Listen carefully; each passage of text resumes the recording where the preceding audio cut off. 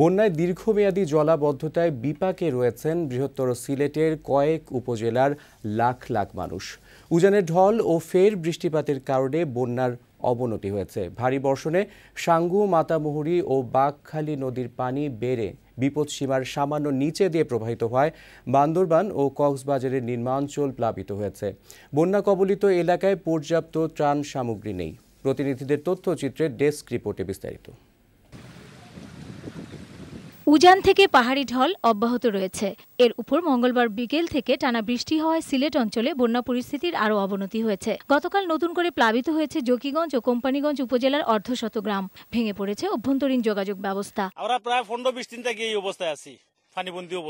এদিকে ভারতের বরাক নদীর উজানে পাহাড়ি এলাকায় ভারী বর্ষণের পূর্বাভাস দিয়েছে পানি উন্নয়ন বোর্ড। ফলে সিলেটে বন্যা পরিস্থিতির আরও অবনতির আশঙ্কা করছে সংশ্লিষ্টরা। যদি ভারী বৃষ্টিপাত হয় তাহলে এই যে 48 ঘন্টায় যেটুকু উন্নতি হলো সেটা আবার অবনতি হওয়ার আশঙ্কা সৃষ্টি হয়েছে। সিলেটে 8টি উপজেলায় বন্যা কবলিত এলাকার কয়েক লাখ মানুষ এখনো পানিবন্দী। বন্যা দুর্গতরা পর্যাপ্ত ত্রাণ পাচ্ছে না বলে অভিযোগ রয়েছে।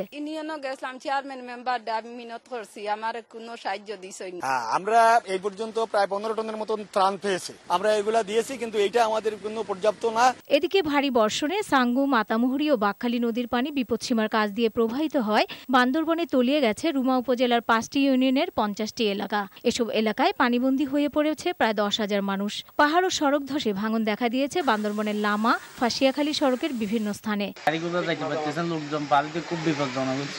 পাহাড় ধসের আশঙ্কায় খাগড়াছড়ির দীঘি নালায় 2টি সরকারি প্রাথমিক বিদ্যালয় অনির্দিষ্টকালের জন্য বন্ধ রয়েছে। সতর্কবাণী পাওয়ার সাথে সাথে আমরা স্থানীয় প্রশাসন সবাইকে সতর্ক করি, যাতে করে ঝুঁকিপূর্ণ স্থানে যারা বসবাস করছেন তাদেরকে যেন সতর্ক করে দেওয়া হয়। পাহাড়কে ব্যবহারের উপরে নির্ভর করবে ভূমিধস কতটুকু বেড়ে যাচ্ছে বা কমে যাচ্ছে।